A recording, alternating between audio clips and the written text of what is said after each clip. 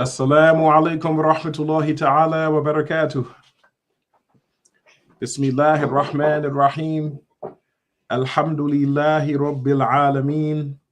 Wassalatu wassalamu ala Sayyidina Muhammad wa ala alihi wa ashabihi at-tayyibin at-tahirin.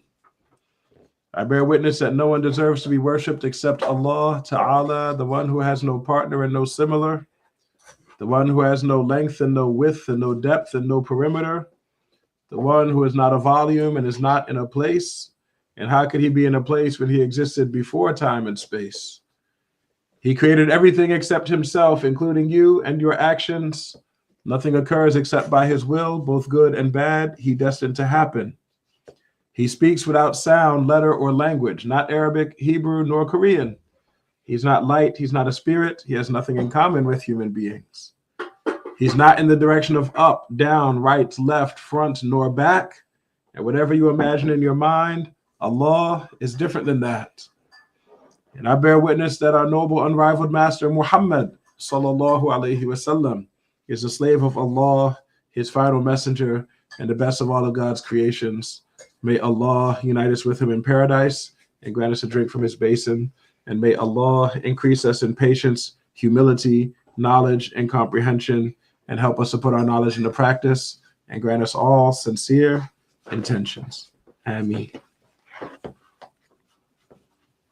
We're continuing in the book, the Hadrami Introduction, Al-Muqaddimah Al-Hadramiyya, by the Allama Bafadl Rahimahullah. In the text, we've made it to page number 17. Page number 17 at the top of the book. The chapter called the chapter of Tayammum. The chapter of Tayammum. Before we start reading this chapter, let's define the term Tayammum. What does the word Tayammum mean? In the Arabic language, the word Tayammum means qasd, intention. Okay, the word Tayammum, the literal meaning of the word is intention. Okay, so if you were an Arab living in the time before Prophet Muhammad sallallahu alaihi wasallam were born, and you said the word tayammum, they would think it means like an intention to do something or an intention to go somewhere. That's what the word tayammum means. But in the Sharia, okay, when we say the word tayammum, when the subject of discussion is Islamic rules, Islamic law, Islamic practices, in the Sharia, when we say the word tayammum, we mean that the act of causing soil to reach the face and the hands with conditions. All right, so we're not talking about intending something. We're talking about making the soil reach the face as well as the hands with conditions. So there's conditions to it. All right, let's read what the author, may Allah have mercy on him, said. He says, the one who has minor or major ritual impurity, and this is another place where the translator took the word janaba, which is a type of major ritual impurity, and he translated it simply as major ritual impurity. It's not a literal translation from what was in the Arabic text, but it's a good translation because that's what's meant. All right. The author said janaba, but he's really referring to any kind of major hadath, even if it's due to menstruation or postpartum bleeding. Same situation. The one who has minor or major ritual impurity, he says, can do tayammum if water is absent or intensely cold or due to illness. So give me 1 second. Let me check something here.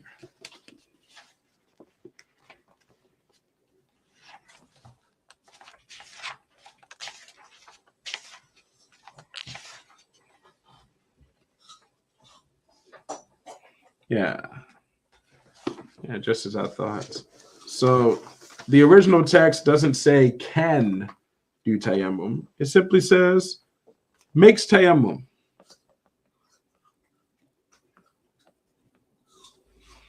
Okay, the one who has minor or major hadath, minor or major ritual impurity, makes tayammum if water is absent or intensely cold, or due to illness. This is not the normal way that the Shafi'is describe this issue. Normally, the way the Shafi'is describe this issue is to say if water is absent or if he's unable to use the water. Okay, here in this text, the author, may Allah have mercy on him, gave examples of being unable to use the water. Like if the water is very, very cold, or if he has an illness or injury of some kind, that would cause him to be unable to use the water. That's one reason for making tayammum. The other reason for making tayammum is if you don't have any problem using water, you simply don't have water to use. Okay, that would be the other reason for making tayammum. So there's two reasons why a person might make tayammum. The first reason is what? It says water is absent. Okay, by absent, they mean that you don't have sufficient water to make a wudu or a ghusl, whichever purification you're in need of. You don't have sufficient water to do that. And the other cause, the other reason to make tayammum is, whether you have water or not, whatever water you do have access to, you are not able to use it. Okay, you're not able to use it because it will harm you. Okay, what do we mean by harm you? What do we mean when we say using water will harm you? We mean a particular list of things. You're allowed to make tayammum if using water will cause any of the following things to happen. Number one, it will cause you to die. Okay, if using water will cause you to die, then we say you're unable to use water. Number two, if using water will cause you to lose the use of an organ of your body, then we say water is harmful to you. You can't use it, so you make tayammum. Number three, if using water will cause you to become sick or injured, then we say using water is harmful. Or if using water will cause an existing sickness or injury to get worse, meaning it either becomes a more intense sickness or injury, or maybe the intensity stays the same, but it will take longer for you to recover from it, then in that case, we say the water is harmful to you. And the last case where we say that water is harmful to you would be the case where using water will cause like a horrible deformation in your face or your hands. Okay, so there are some people who have a medical condition such that if water touches their skin becomes like fish scales. So they become deformed. If they were to make wudu, their face would be deformed, their hands would be deformed. This is a person we say because of their illness, water is harmful to them. Okay, so I'm going to go back and I'm going to say it again. There are two causes or two reasons which allow a person to make tayammum. The first reason is insufficient water. The second reason is that water is harmful to you. These are the only two reasons. So in the book, where it says cold or due to illness, really they all fall under the second reason. Okay, water being harmful. And it's only harmful if one of those five things will be the result. You're going to die from it, or lose the use of an organ, or you're going to become sick, or an existing sickness will get worse or last longer, or it'll cause a horrible like deformation to the face or hands. In these cases, we say you're unable to use water. Excuse me. And it's very important, it's very crucial for everyone in this class to understand this list and memorize it, because this comes up in many other chapters of fiqh. There are many other chapters of fiqh that instead of listing all of this stuff, they simply say, if it would permit tayammum. For example, we're very close to Ramadan right now. Fasting is a chapter of fiqh where this comes up. Where they mention that if someone would be harmed by fasting, or if someone would experience extreme difficulty fasting, then that person would be allowed to break his fast and make up the day of fasting on another day. And then when it says, well, how extreme does the hardship have to be? What do we mean when we say fasting will harm him? They simply say a harm that would permit tayammum. This repeats a lot in the books of fiqh. That which would permit tayammum, that which would permit tayammum, that which would permit tayammum. So you need to understand here now in the chapter of tayammum, what are the things that justify tayammum? What are the things that count as count as water being harmful to you, such that you can resort to tayammum? It's the 5 things I mentioned. So as we think about fasting, okay, if you're someone who has difficulty fasting, or fasting puts you in pain or great discomfort, ask yourself, is fasting going to kill you? Is fasting going to cause you to lose the use of one of your organs?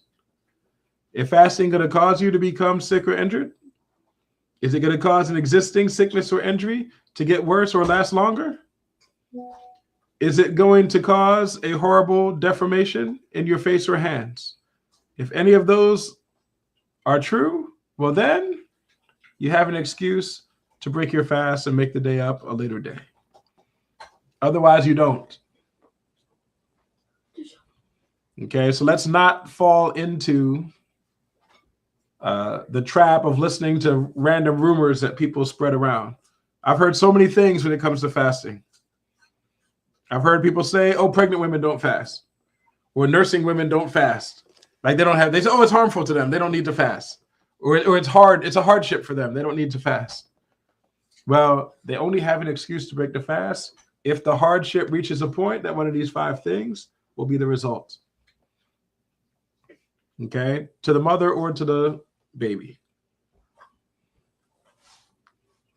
Otherwise, you don't have an excuse to break your fast, or at least not due to hardship.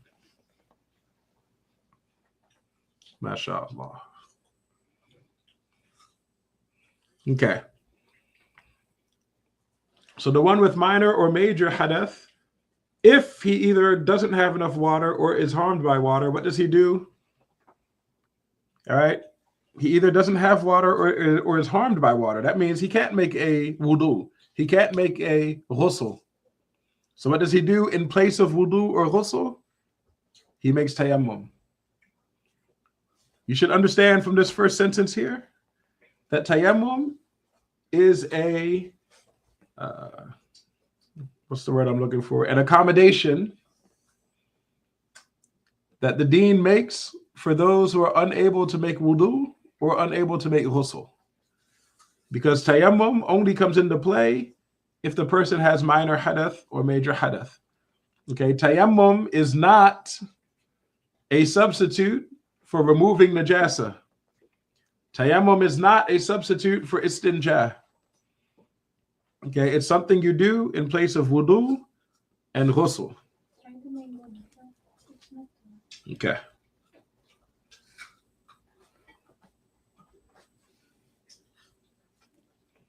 Next paragraph. It says, if one is certain that water is absent. Okay, this paragraph deals with the rules of searching. Okay, so if the reason why you need to make tayammum is because water is harmful, then searching is irrelevant. Whether you found water or didn't find water, you would not be able to use it either way because it's the water that's harmful. So if that's your reason for making tayammum, you don't need to search, period. You don't need to search for water if water is harmful to you. But if the reason why you need to make tayammum is because you don't have enough water, or maybe you're completely lacking in water, in that case, you're not going to be allowed to make tayammum unless you have searched. We're going to talk now about the rules of searching. First off, it says, if one is certain, meaning you're 100% absolutely certain that water is absent. Okay, you know for sure that there is no water anywhere near here. Okay, in that case, what does it say? It says one does tayammum without searching. All right, if you are 100% sure that there's no water in the area, then you don't need to search, because searching is a waste of time. There's no point in searching when you're already 100% sure that there's no water. Remember, 100%. We're not talking about 99.5% sure. We're talking about you know for certain there is no water. In that case, you don't search. But what if you're not 100% certain?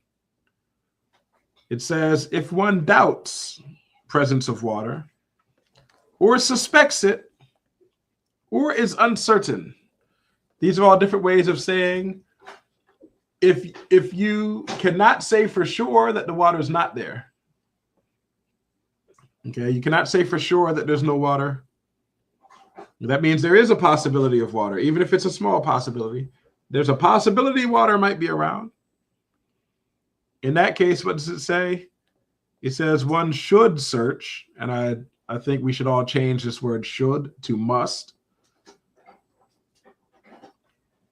Okay, because the Arabic text describes it as obligatory. It says one must search.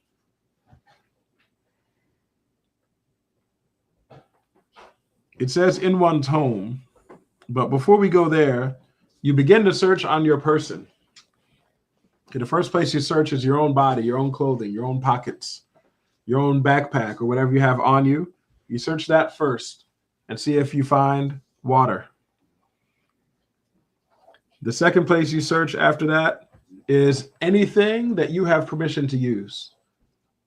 So somewhere in your bags or the bags of other people who gave you permission to use what's in their bags, you search those things next. After that, you search, as it says here, in one's home. Okay, so if you're at home, you search your house, all over the house for water. And if you're traveling with people or you have people around you, you ask one's companions, meaning you ask those people if they have water that you can use. Okay, we're going to talk a little bit later in the chapter about when you need to pay for water, but maybe those companions have water for sale. And if the conditions are met, then you'd be obligated to buy the water.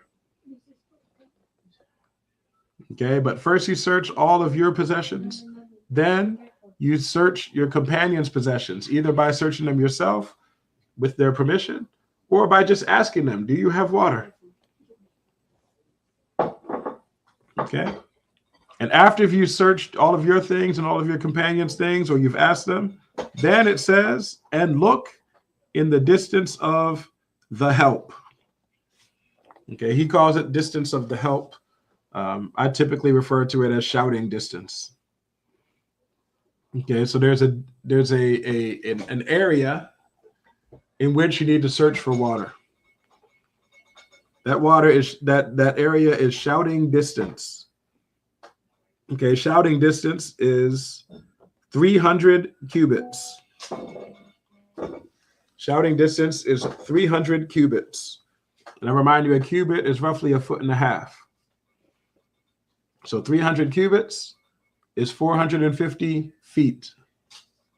300 cubits is 450 feet, which, if you're in America, you probably know 450 feet is the same as 150 yards. 150 yards. This guy put a note at the bottom of the page that said about 75 meters. That is way too short. Okay, the distance is about 150 yards.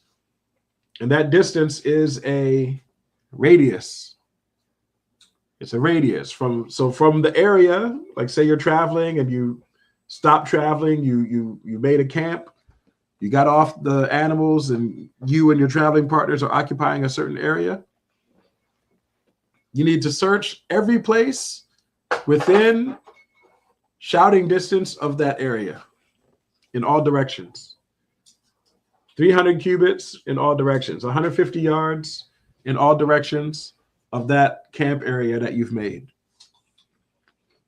And by search, what do we mean? We mean that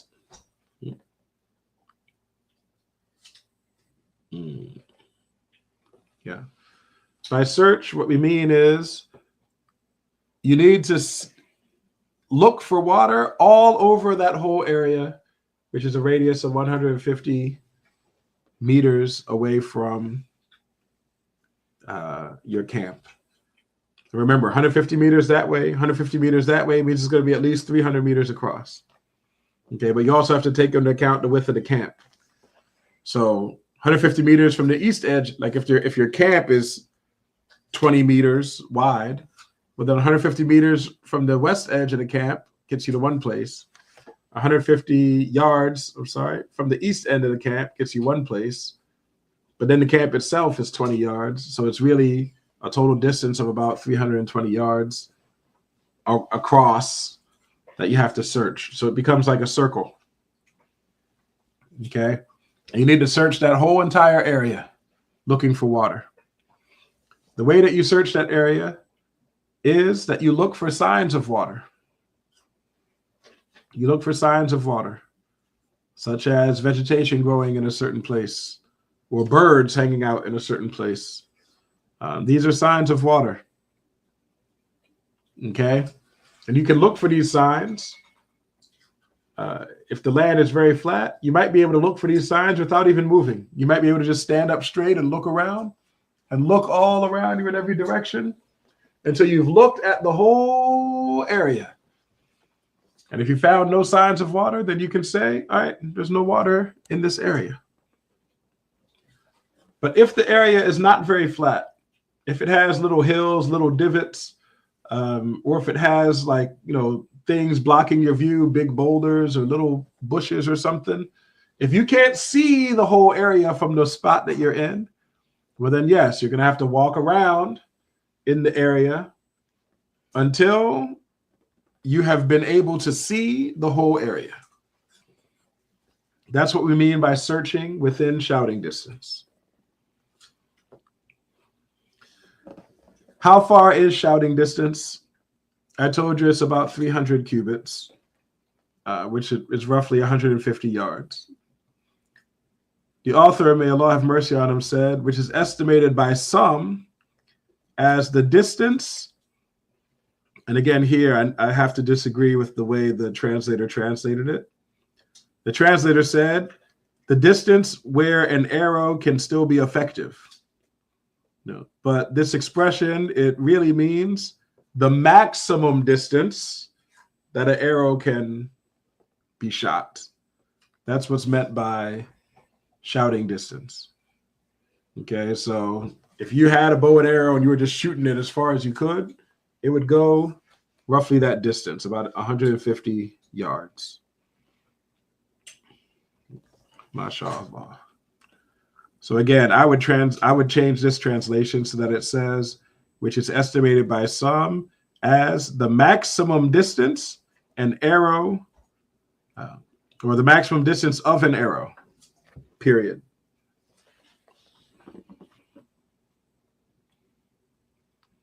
He says, then, if one doesn't find water, meaning after you've searched that whole area, 150 yards in every direction, says if you don't find water, one does tayammum. Okay, at that point, because you've searched and you found no water, you can then conclude that water is absent. And you can go ahead and make tayammum. He says, if one is certain of finding water. All right, so this is another case now. What he's doing here is he's going in order of the way you would think through it in real life.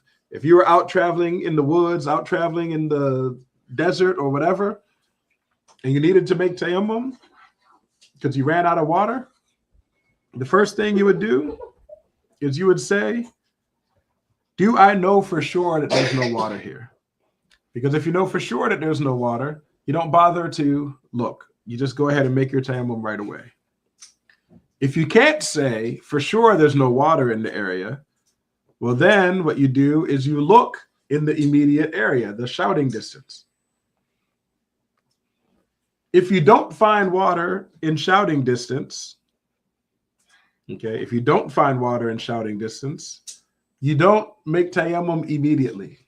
You then ask yourself another question. You ask yourself, well, is there a place nearby where I know for sure that there's water in that place? It says here, if one is certain of finding water, it is a must to search for it a distance of closeness. Distance of closeness means you have to reach, you need to search like a short distance. You need to search a place that's not far away. Okay, but in this case, it's not searching like going back and forth looking at everything. If you know for sure that there's water in a certain place, then you just go to that place. Okay, it says if one is certain of finding water, it is a must to search for it a distance of closeness, which is 6,000 footsteps. Okay, 6,000 footsteps is what it says in the text of Al-Muqaddimah Al-Hadramiyya. And this is built off of, there's two different commonly given descriptions of what an Islamic mile is. Some scholars say an Islamic mile is 6,000 cubits, and some scholars say an Islamic mile is 4,000 steps, 4,000 paces. Okay, here the author, Bafadl, may Allah have mercy on him, he's building his saying off of the saying of 4,000 steps. So he's saying the closeness distance is a mile and a half, an Islamic mile and a half, because an Islamic mile is 4,000 steps. And so 6,000 steps would be an Islamic mile plus a half of an Islamic mile. And sure enough, the ones who say an Islamic mile is 6,000 cubits, they say that the closeness distance is 9,000 cubits, which also is a mile and a half. So either way you cut it, closeness distance can be defined as half of a farsakh, right? A farsakh is 3 Islamic miles. Half of a farsakh is a mile and a half. That is closeness distance. An Islamic mile, 1.5 Islamic miles. Okay? And the distance of 1.5 Islamic miles is, remember, a cubit is roughly 1.5 feet. So 9,000 cubits would be 13,500 feet. 13,500 feet is 4,500 yards. Okay? Which is roughly 2.56 miles, 2.56 of our American miles. So if you know for sure that water is available within 2.56 miles of where you are, then you don't make tayammum once you've searched the immediate area and failed to find water. Instead, what do? You go to the place where you know water is available and you make wudu or ghusl, whatever is necessary, and then you pray. This, of course, is assuming that you can get there before the prayer time is out. If you can't get there before the prayer time is out, well, then you make tayammum and you pray where you are. He says, if it is more than this, one does tayammum. So if you know water is available, but the place where you know water is available is more than 2.56 American miles away, well, then you don't need to go that far looking for water. Okay, so the religion does not require you to go very far for water. It requires you to go 2.56 miles if you know for sure water is there. Okay, and a person who's used to walking can cover that distance in between 30 and 40 minutes. But if you don't know for sure that water is available, well, then you would just make your tayammum once you've searched the shouting distance, which is a much, much closer distance, only 150 yards around, not like 2.5 miles away. This part right here, this paragraph, is something that's not easy to understand. I think I'm going to say it one more time to make sure we get it. If you're traveling and you run out of water, what do you do? First question you ask yourself is, do I know for certain there's no water around here? If you know for certain that there's no water around, then you don't even bother to look. Okay?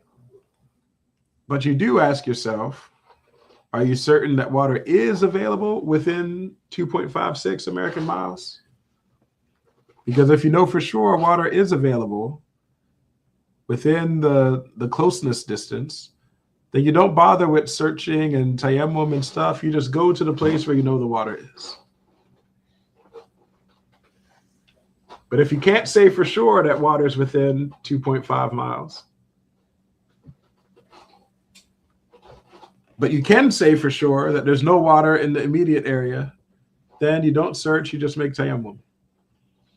And if you cannot say for sure that there's no water in the immediate area, well, then you look within shouting distance. And if you don't find water, you go ahead and you make tayammum. But as long as you know water is available within a closeness distance, you don't make tayammum. Instead, you go to where the water is and you use water. You make wudu, you make ghusl. Okay, this is because we're not permitted to make tayammum when you know water is available.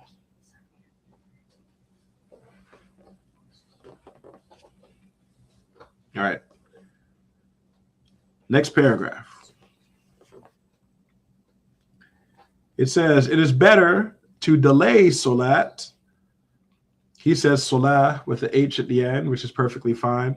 Those of you who are familiar with Arabic know that the word salat ends with a letter ta, which makes a T sound. But this is a special, which is why we say salat. But this is a special T called a ta marbuta.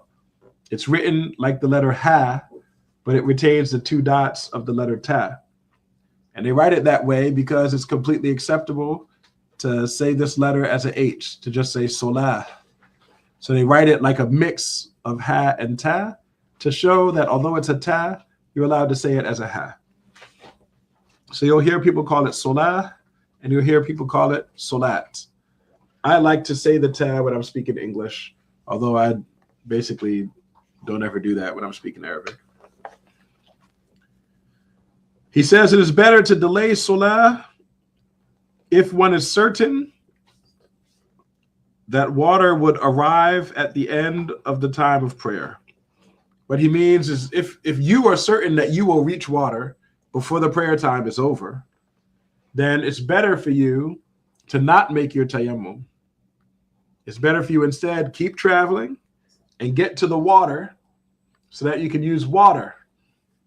Right? It's better to delay your salat until you reach the water, then make your wudu and pray with a wudu.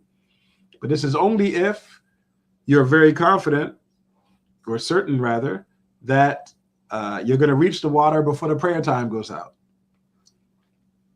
If you're not certain you're going to reach the water before prayer time goes out, well, then it's better to just go ahead and make tayammum and pray at the beginning of the time.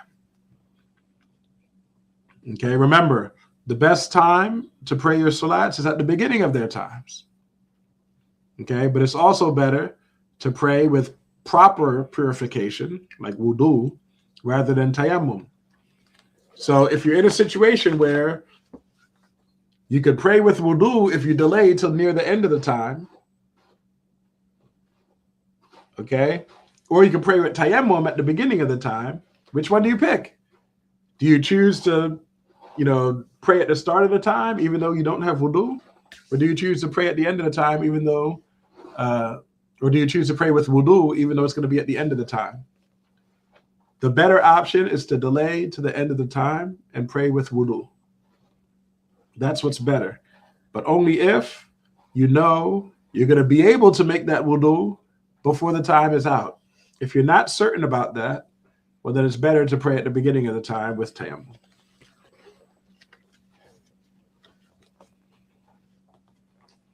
MashaAllah.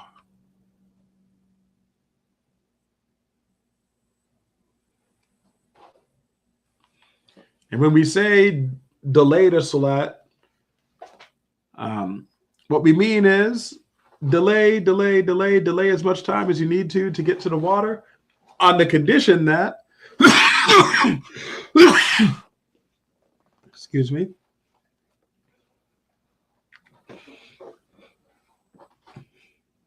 Excuse me.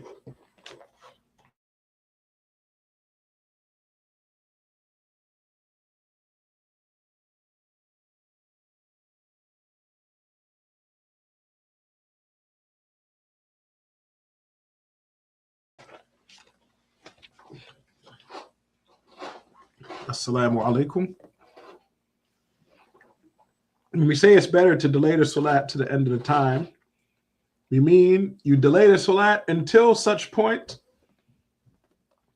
that you know you will be able to perform your purification, like your wudu or ghusl or whatever you need to do with the water, and also be able to complete the salat before the time goes out. So if the salat you want to pray is dhuhr, and you know it takes you 1 minute to make wudu and 4 minutes to pray dhuhr, you can continue to delay only up until the point where there's 5 minutes left in dhuhr time. Only up until that point. Okay, after that point, you've delayed too much. So if you haven't made it to the water by then you don't keep seeking water. MashaAllah. And by the way, this rule that it's better to delay the salat to later in the time so that you can do a better salat. Okay, like the example here. So like in this case, we said it's better for you to delay the salat so that you can pray with wudu. That's preferable to praying early in the time with tayammum. We also, it also works the same when it comes to other things that make a salat more perfect, such as being able to stand. Okay, let's say there's someone who's very weak, his legs are shaky, and if he were to pray at the beginning of the time, he would not be able to stand up. Or say he needs help. He's sitting in a chair, he can't get up on his own. So if he prays at the beginning of the time, he'll have to pray sitting down. Okay, but if later in the time, his legs will have the strength for him to stand up, or someone will come who can help him stand up, well, then in that case, it would be better for him to wait until later in the time so he can pray standing, because praying standing is more perfect than praying sitting. Similarly, if a person, his clothing doesn't cover his awrah, but he has nothing else to put on, does he pray the salat with his awrah uncovered at the beginning of the time? Or if he knows if he delays, he'll be able to cover his whole awrah and pray a salat at the end of the time, which does he do? He waits till later in the time so that he can cover his full awrah, and then he prays. Or like a case of someone who, if he prays at the beginning of the time, he'll have to pray alone. But if he waits to the end of the time, he knows there'll be other people around for him to pray with later. In that case, it's better for him to delay the salat and pray in a group than it is for him to pray alone at the beginning of the time. Okay, all of these cases all follow the same basic principle that if your salat would be more perfect later, then it's better to delay the salat so you can do it in its more perfect form rather than doing it at the beginning of the time in a less perfect form. Okay.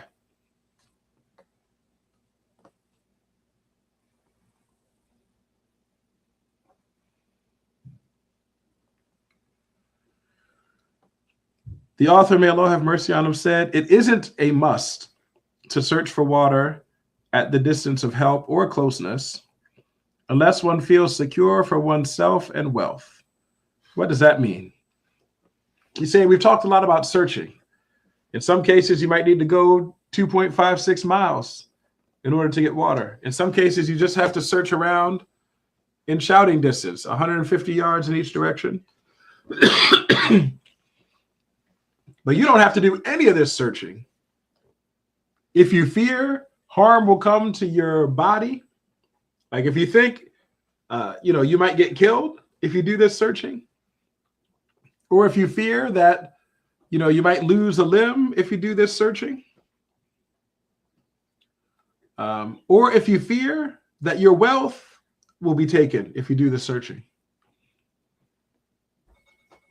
Some people are shady. If you leave to go look for water, when you come back, all your stuff is going to be gone. Okay, people will take all of your things. All right, if you don't feel safe that you can go do this searching and come back and your wealth will still be present, well, then you don't have to do the searching. Okay, Allah does not require you to put yourself at risk or your wealth at risk just to search for water. So if your body isn't safe and your wealth isn't safe, then you don't need to search. You can just go ahead and make your tayammum without searching. Okay. For whatever reason, your body or wealth might not be safe. It might not always be due to shady people. It could be because you're in an area that's known to have, wild animals. You're in a field that has a lot of snakes. Okay. And you're scared that if you go searching around all over the place, one of the snakes is going to get you.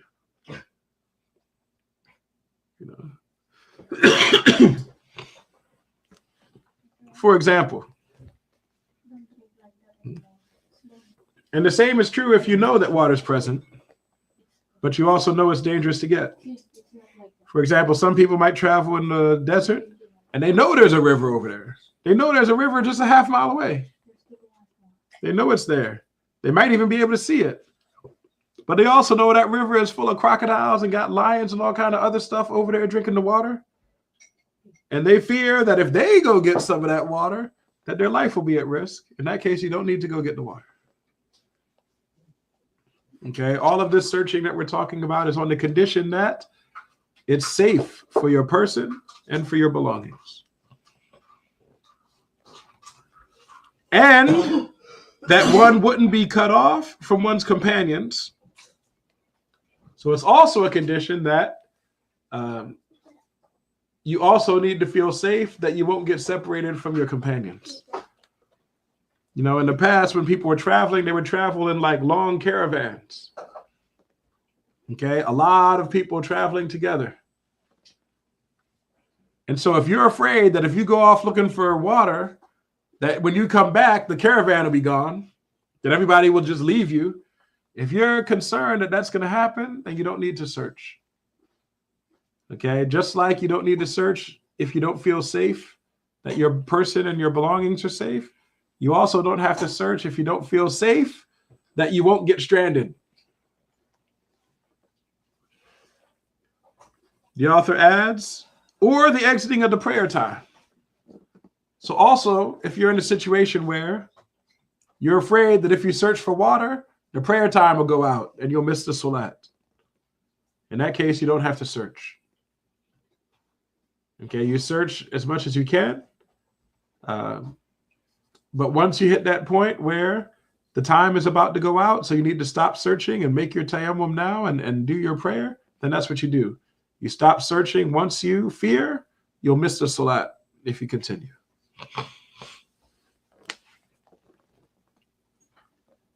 All right. The author, may Allah have mercy on him, continues. He said, if one finds water which isn't enough, so we're talking about a case where you found some water, but it's not enough to make wudu with. It says, if one finds water which isn't enough, it is a must to use it. Then to do tayammum. What does that mean? It means if you found some water, but the water you found was not enough water to complete your wudu, what do? You use all of the water. You do as much of the wudu as you possibly can. It's because our Prophet ﷺ said in a hadith narrated by Imam Muslim, he said, if I command you to do something, then do as much of it as you're able. So if you find that water, even though you know it's not enough to complete your wudu, you still do as much of the wudu as you're able. So you wash your face, you wash your arms, you make your wudu until the water runs out. And if you find that the water truly was not enough to go, excuse me, if you find that the water was not enough to complete the wudu, well then after you've used the water, you make tayammum. Why do you make tayammum? Because your wudu wasn't complete. You don't have wudu. And the person who doesn't have wudu and has no water to use, what does he do? He makes tayammum. But he doesn't make tayammum while water is available. Okay, he uses as much of the water as he can, and then he makes tayammum. He continues, he says, it is a must to purchase it for its usual price. What does that mean?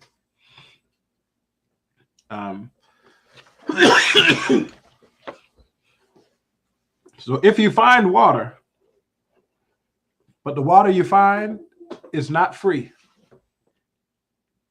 Okay, you find water, but it's because there are people selling water. Do you have to buy that water? Do you need to spend money in order to get water to make your wudu?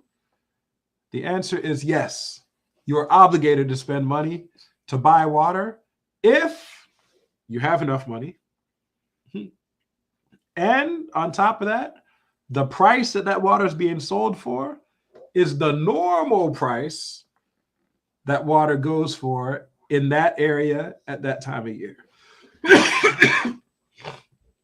Okay, water doesn't have the same price everywhere. There's some places where water is plentiful and therefore it's cheap. There are other places where water is not plentiful and therefore it costs more. And in either of these places, there might be times of year where water costs more than other times of year. So as long as the people selling the water are selling it at its normal price for that place, like for that part of the world in that season, then you're obligated to buy that water if you're able to afford it. Okay, but if they want even 1 cent more than its normal price, you're not obligated to pay. You're not obligated to buy it if they raise the price the tiniest bit. He says, if one isn't in need of it for excessive debt, that is, everything I just said, there's an exception. If you are one of these people who has negative net worth, okay, if the total amount that you owe in total, like not just the part that's due now, but the total amount that you owe is greater than everything you own. Okay, literally, if you sold every single thing you own, all your possessions, all your clothes, everything, if you sold everything you own, you still wouldn't be able to cover your debts. Then you are, you have negative net worth. If you're in this situation where your net worth is negative, then in that case, you would not be required to buy water for your wudu because you need that money to pay your debts. So in that case, you would have an excuse for not buying water. And if that's the only water you can find, well, then you can make tayammum instead of buying water because you need that money for another purpose. He says travel expenses. What if you need that money, not because your debts are so big, you have negative net worth, but what if you just need that money for travel expenses?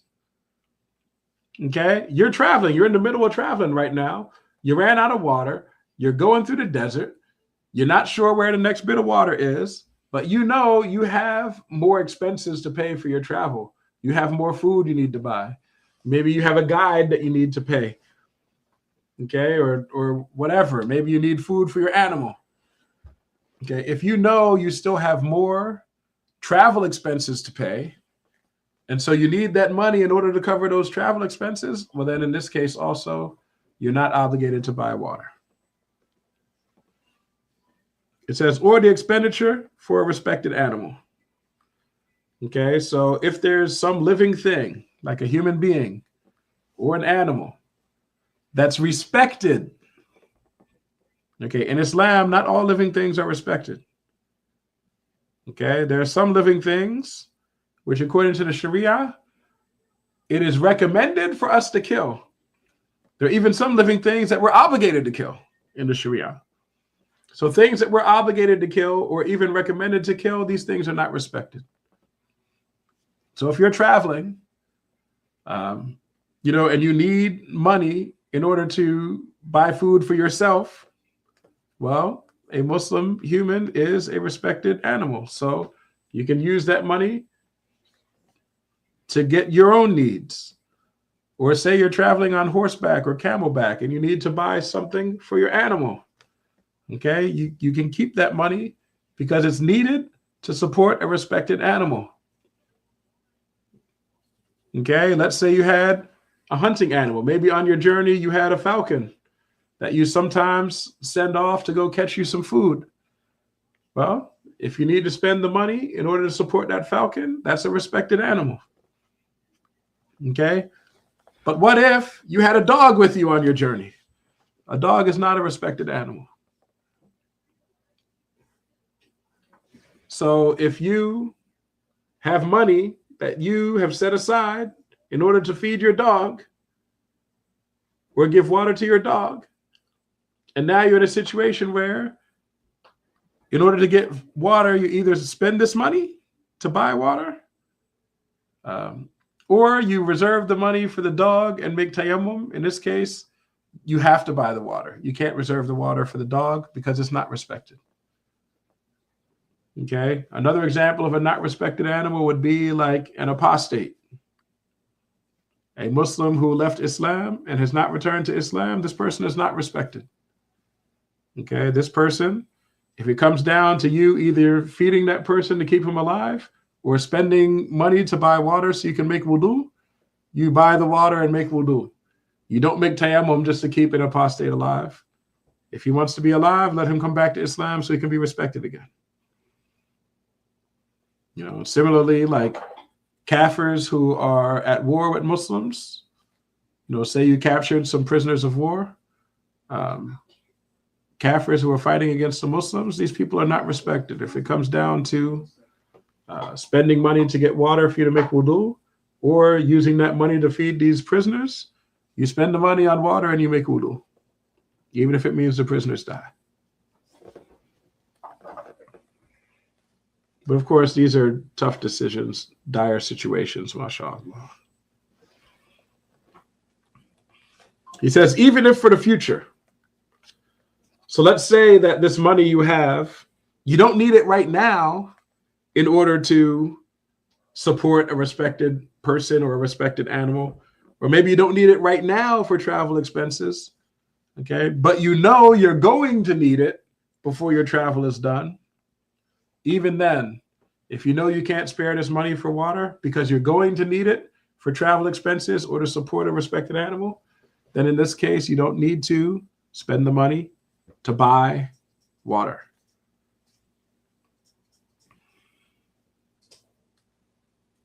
MashaAllah.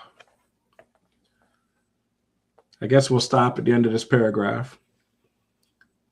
The author, may Allah have mercy on him, says, it is a must. Okay, meaning it's an obligation, right? You have to do this. It is a must to ask for water as a present. Okay, so let's say you're one of these people who, because you don't have much money, and what money you do have needs to be used for one of the purposes we just said, like travel expenses or supporting an animal, or you need it for your extreme debts. So you can't spare the money to buy water. What did we say? We said in this case, you're not obligated to buy the water, but you are obligated then to ask if he will give it to you as a gift, if he'll give you the water for free. You have to ask that question. Just because he started out selling it, you don't get to say, oh, I don't have money, so I'll make tayammum. You need to say, I can't afford this. I can't afford to spend any money on water. Will you just give me some water as a gift? You're obligated to ask that question. Similarly, you're obligated to try to borrow a container. Sometimes if a person has water, he might have like a huge container of water that he's selling water from, and he expects you to have your own container to draw out water from his water, right? So if you're one of these people who has enough money such that you have to buy the water, you may also be required to buy a container or rent a container. Maybe you just say, oh, let me give you a few coins so I can just use your container for the next day or two while we're here. If you're the type that is obligated to spend money, you might be obligated also to rent a container to hold the water you just bought. But if you're someone who's not obligated to spend money because your money is needed for other purposes, well, then in that case, you're obligated to ask if the person will give you water as a gift, and obligated to ask if you can borrow a container to hold the water in the meantime. Okay, because your issue isn't that you're unable to use water. Your issue is that you just don't have the money. So you ask if it's possible to do this without needing money. Like if the water can be a gift and the container can just be borrowed. He says, but not the gift of its value. Okay, so even though you're obligated to ask if someone will give you water, you are not obligated to ask if someone will give you enough money for you to buy water. Okay, you're not obligated to ask for money. You're obligated to ask if someone will gift you water. You're not obligated to ask if someone will gift you enough money for you to buy water. No, you're not obligated to do that.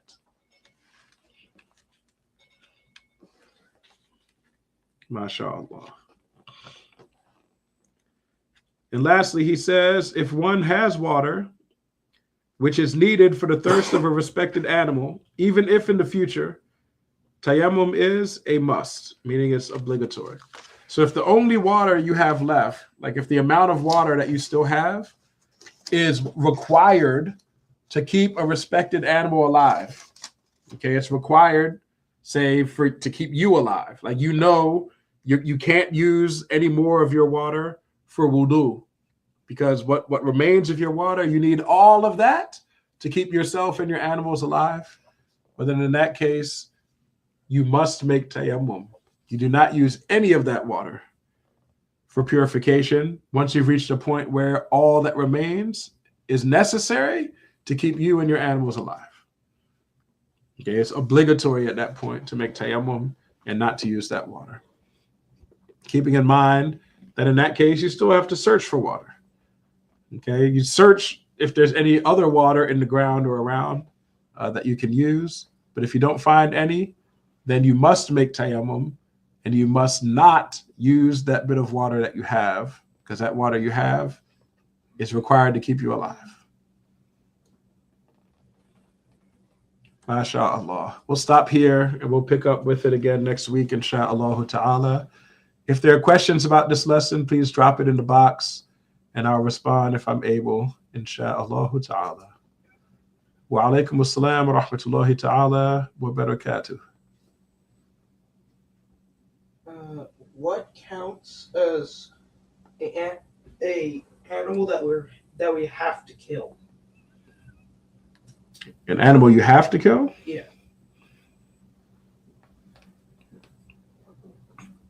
A person you have to kill would be like a kafir at war with the Muslims who's actively attacking you. You have to try to kill that person. But in most cases, it's animals that you're recommended to kill. These would be animals that are harmful, like rats and mice and rabid dogs, snakes, scorpions, things of that sort. It's recommended to kill these things.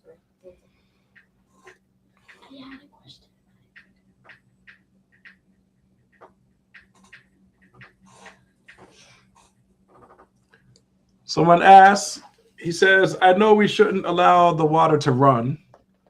However, in the morning, it's very cold. And is it okay to let the water run just long enough for the water to get warm? I say don't do that. Okay, even if the water is cold, you can still make wudu with it.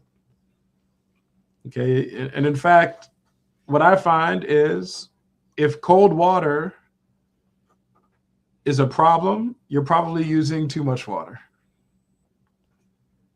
Because if you're using a small amount of water, even if it's very cold, I mean like ice cold, you can put it on your face and it's cold for a few seconds, but after a very short time, the heat from your body warms your face back up.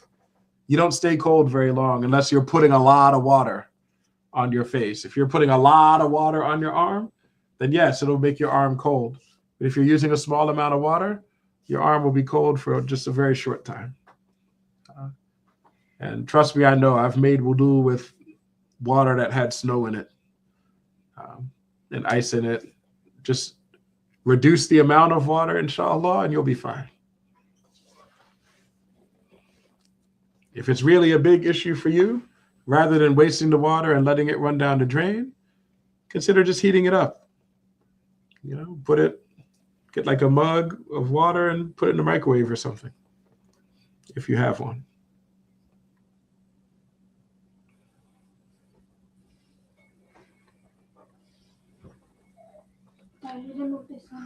Someone asked about the end of prayer time. Does that mean 1 hour after the adhan? No, that's not the end of prayer time. Okay, you know the prayer times last until the next prayer time. So Dhuhr time doesn't end until Asr time begins. Asr time doesn't end until Maghrib time begins. Maghrib time doesn't end until Isha time begins. Isha time doesn't end until Fajr time begins. Fajr time ends at sunrise. It doesn't go all the way until Dhuhr time. Fajr time ends at sunrise. Okay, this is the end of the times. Of course, we're talking Shafi'i school here. Ameen for those, the sister who made dua for me to get healthier. I think I'm finally moving in the right direction, mashallah.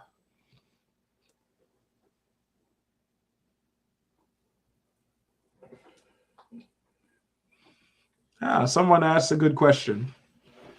She asked, in the case where you're able to begin your wudu with water, but then the water runs out, she asked, do you continue from the point you left off with tayammum? The answer is no. Okay, and we'll see next week or possibly the week after how a person makes tayammum. Okay, tayammum does not mean that you just make wudu using dirt. Some people imagine that tayammum means you do a wudu, but instead of water, you use soil. That's not what tayammum is. So no, if your wudu is incomplete, then you make a full and complete tayammum afterwards. Okay, you have to start the tayammum from the beginning and complete it in full.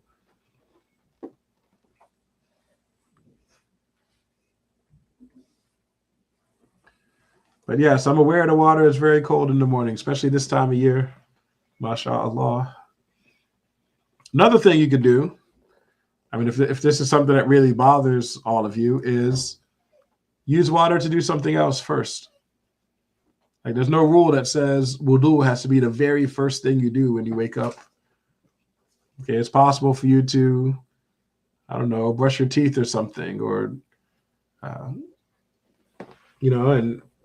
use that toothbrushing time as a way to get some of the cold water out of the pipes and let the hot water reach the faucet. Or you might want to wash something real fast as a way to make it so that by the time you're actually starting your wudu, the water is already warm. Just by doing a chore or two first. You could also do that if you really, really, really want the water to be warm when you make your wudu. But I find if you use a small amount of water, it's generally not an issue. No more questions? Good. Well, in that case, let's say La ilaha illallah. La ilaha illallah.